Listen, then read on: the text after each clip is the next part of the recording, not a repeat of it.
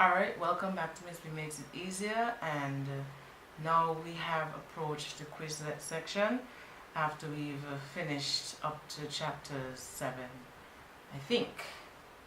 Anyway, so this is what you would have learned in the past couple of videos, and now you could come back to this Quizlet.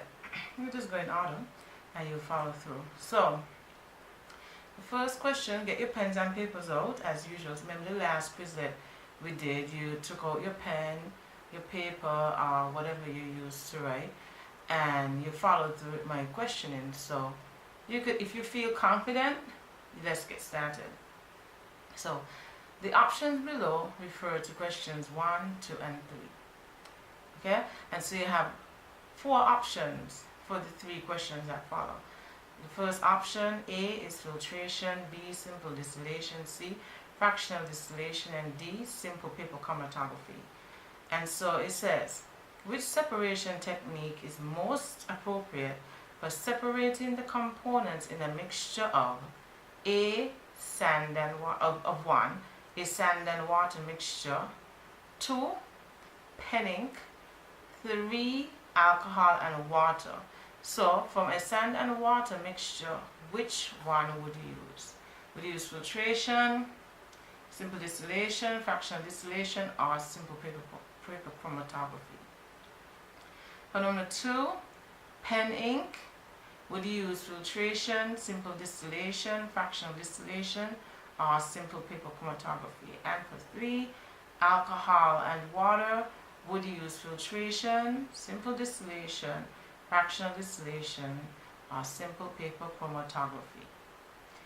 All of these answers are present in the videos that would have transpired earlier.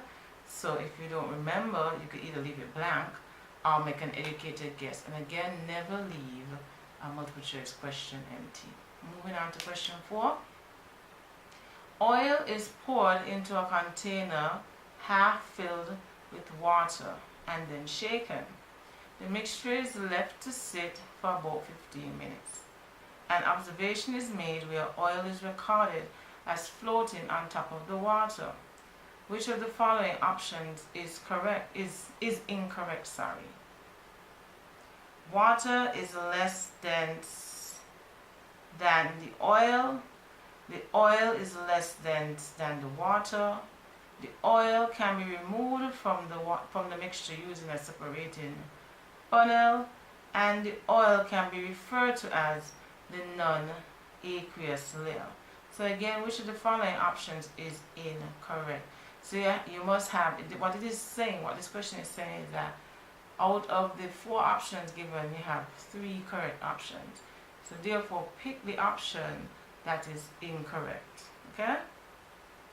Number 5, which of the following is a compound? And this is a repeat question from previously in Quizlet number 1.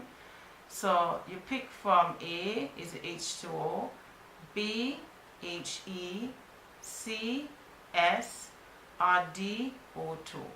Okay? So which of the following is a compound? If you don't know the answer, make an educated guess, or just go back in the notes from previous videos. Moving on to question 6. Iodine crystals can transition directly from a solid to a gas. What is the name of the transition? Is it A, melting, B, evaporation, C, sublimation, or defreezing? 7. Calcium has a mass of 40 grams and its nucleus contains 20 protons. How many neutrons are there within the nucleus? A, 60, B, 30, C, 10, D, 20. Number 8.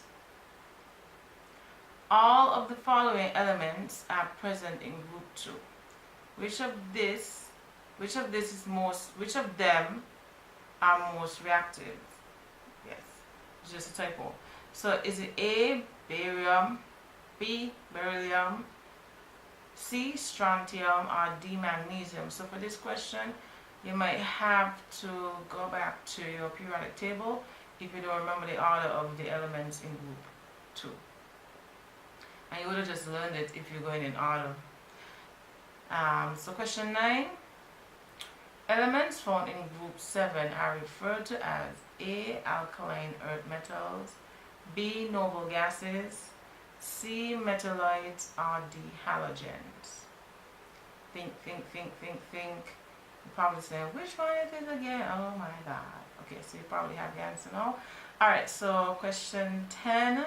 In the periodic table, electronegativity increases from right to left, from top to bottom, diagonally, or from left to right. If I'm going a bit too fast for you, press the pause button, okay? Alright. Question 11. By the way, there are 20 questions. Okay, so 11. Isotopes like chlorine 35 and chlorine 37 have all of the following except A. Same amount of protons, B. Different mass numbers, C. Same symbol, D. Same amount of neutrons. So you have one incorrect answer. That's what the question is saying. Isotopes like chlorine 35 and chlorine 37 have all of the following except.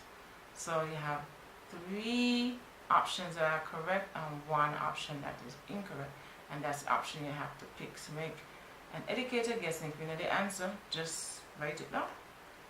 Alright, so 12. Which of the following is the most non-metal, which of the following is the only non-metal present in group 3? Is it A. Aluminum, B. Boron, C. Gallium, or D. Sulfur? So number 13, atomic radii decreases from left to right in the periodic table because of A. Electron-electron repulsion, B. Density, C. Mass, or D. Nuclear charge. Okay, number 14. The missing element in the following chemical equation is magnesium chloride, A. Magnesium ion, B. Cl2Mg, C. Chlorine, magnesium, and D. Magnesium chloride again, MgCl2. And this is all in your notes. So if you don't remember, go back in your notes. Okay. 15. The missing element in the following chemical equation is, so we have the chemical equation there, OH2Ca, CaOH, which is B, CCaOH2, and then D, Ca2OH. And then number 16, calcium can be found in all of the following except bones, cheese, limestones, fireworks. So pick the one that does not match. Okay, so number 17, silicon is a metalloid, a metal, a non-metal, or a noble gas. 18, of the following elements below, which one is most electronegative? Iodine, fluorine, bromine, or chlorine? 19, what is the symbol for sodium? S, K, Na, SO. Alright. 20. This element may be found in period 2 of group 1. And so you might have to scroll up to the in one of your videos. Not scroll up, but go through one of your videos and look up to see if you find the periodic table. Or you could go in Google and type in the periodic table and just click in images, and a periodic table. You have multiple periodic tables that show up, and you can use it to your advantage. So you either decide if it's A, Li, B, Be, C, Cl, or D, Ne. Okay, so go ahead, look over your question, look over your answers. I'm going to go through it again without reading, just have it here and let you go through.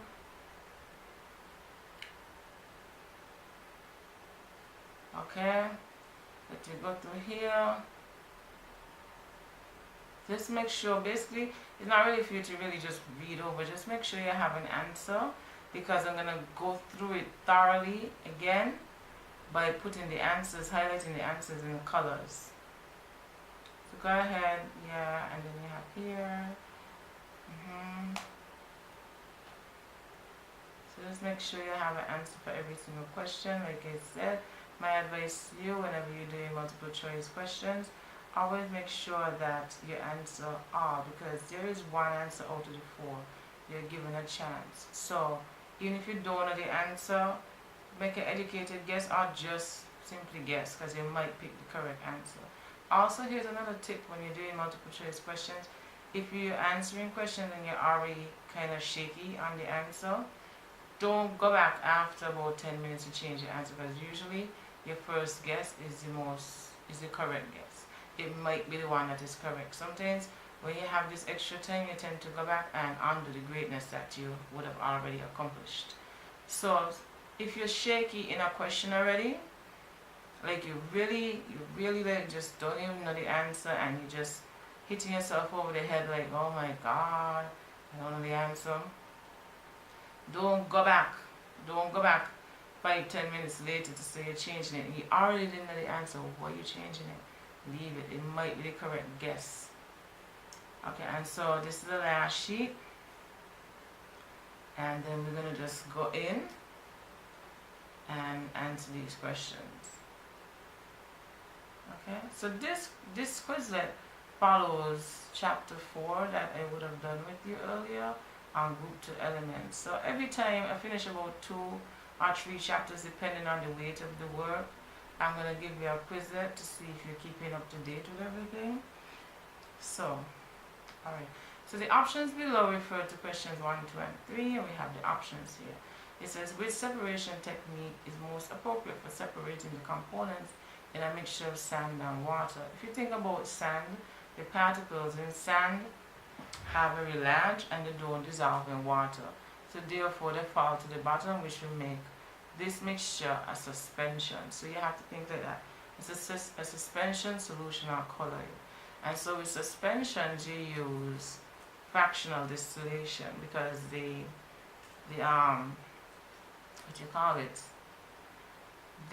size of the particles, the filter paper will be able to stop it, and then you will collect the filtrate below. With penning, anything inky, dyes, you use simple paper chromatography, and that is option number letter D. I hope you are getting these. And then for alcohol and water, when you have these two solvents or liquids or fluids, if you want to call them, and their boiling points are very close, you use something called fractional distillation. The boiling point of alcohol is about 78, and that of water, pure water, is 100 degrees Celsius. So when you have boiling points that are very close, you use fractional distillation, and that is our C right there. Okay, so now we're moving on to question 4. Oil is poured into a container half filled with water and shaken. The mixture is left to sit for about 15 minutes. An observation is made where oil is recorded as floating on top of the water. Which of the following options is incorrect? Which is incorrect? Is water less dense than the oil? In actual fact, no. Water is more dense than the oil, because water, from the very beginning, it was said that the oil floated on top of the water. Anything that floats has a lower density than what it is floating on. Okay? So in this case, we already have our answer. Oil is less dense than water. That's correct. Oil can be removed from the mixture using a separating funnel. That is correct. And oil is referred to as the non-aqueous layer. That is correct. The aqueous layer is water. Okay, number 5. Which of the following is a compound? So here we all have B, C, and D are the same atoms. Okay? There's no mixture of atoms here. So the compound will be different atoms. And we have hydrogen and oxygen combined. So therefore this is a compound here. Everything else represents an element. Okay, so I hope you have A, D, C, A, A. Okay. Now, in Quizlet number 6, We have iodine crystals can transition directly from a solid to a gas. What is the name of the transition? Whenever you're going from a solid to a gas or from a gas to a solid without passing through the liquid phase, it's called sublimation. This was pulled from your chapter 1. So I hope you have C for that answer. Calcium has a mass of 40 grams and its nucleus contains 20 protons. How many neutrons are there within the nucleus? You just minus protons from the mass number to get the number of neutrons. So 40 minus 20 will give you, 20.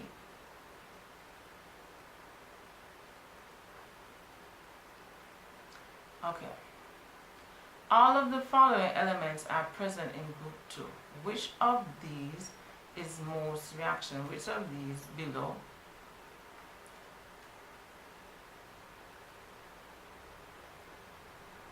Which of them below is most reactive? So the most reactive element in group 2 will be the one that is lowest. So we have barium, beryllium. We know beryllium is the first one, so that's O. Magnesium is the second one, so that's O. So it's between barium and strontium. And we're going to look on a periodic table to see where barium is. So here we have barium, we have strontium. So therefore barium is the most reactive in our question. So we highlight and the answer is A.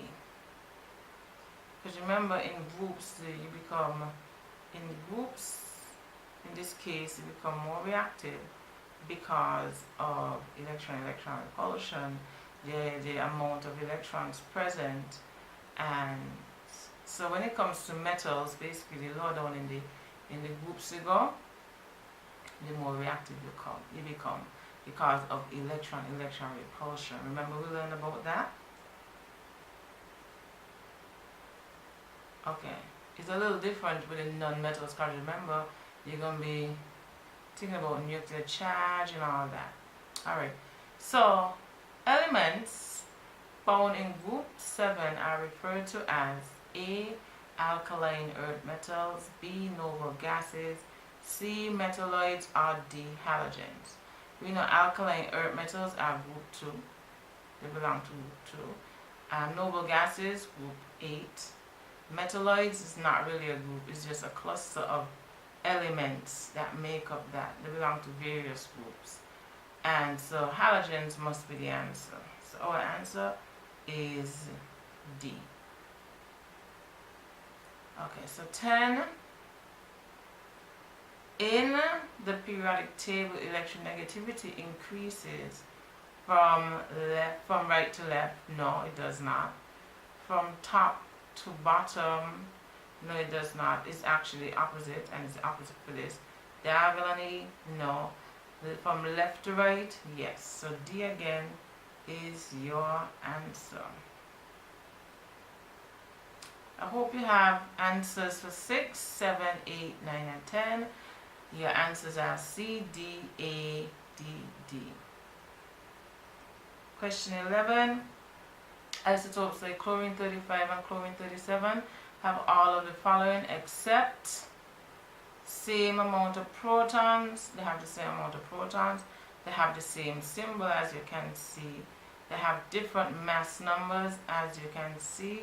Same amount of neutrons? No. The neutron count is different. So the answer here is D. Which of the following is the only non-metal present in group 3? And remember, in group 3 we always said that boron is the moron. So our answer here is B. It's the only non-metal. So atomic radii decreases from left to right in the periodic table because of, from left to right in the periodic, because of nuclear charge. So D is our answer. Okay, so 14. The missing element in the following chemical equation is, when this reacts with this and magnesium reacts with hydrochloric acid, you get magnesium chloride. This looks like it, but it's incorrect. You need the little 2 down here, so the answer here is D.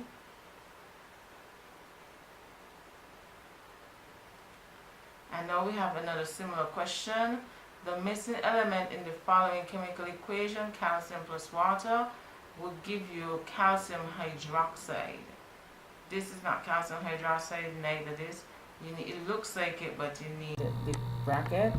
And you're gonna learn, this one is just memory, based on memory basically, because you haven't learned Y yet. So later on you're gonna learn Y. 16. Calcium can be found in all of the following except you can find calcium in bones, cheese, and limestone, but you don't really find it in fireworks. Okay, so that is our answer right there.